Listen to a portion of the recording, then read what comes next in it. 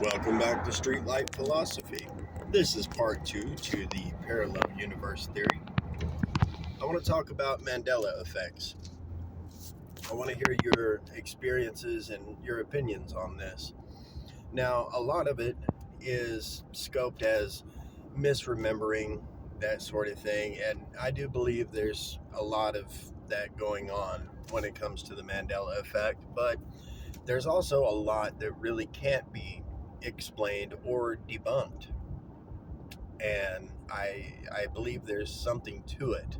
There's just too many different things that people remember differently than what it actually should be, or at least what they tell us. The most recent one that really kind of surprised me was the Britney Spears video for Oops, I Did It Again. In that video, it shows her with no headset, and yet everyone seems to remember her wearing a headset in that video.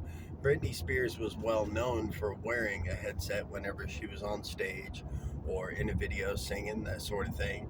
They even sold an action figure of her that year that came complete with the headset microphone.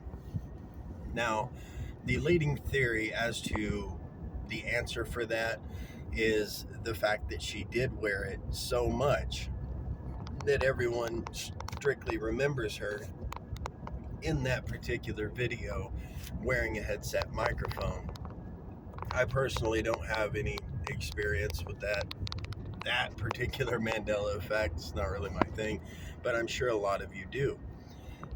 One particular thing I would like to share is the Berenstain or Berenstein Bears theory.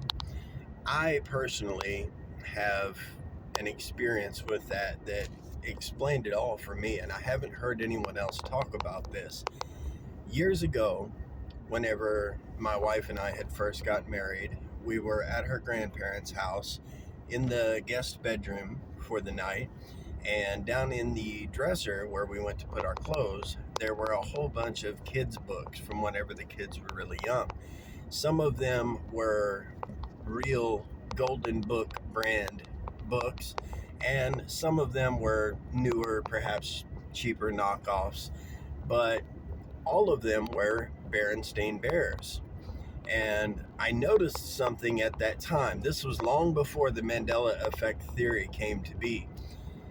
Some of the books said Berenstain with an A, and some of them said Berenstein with an E.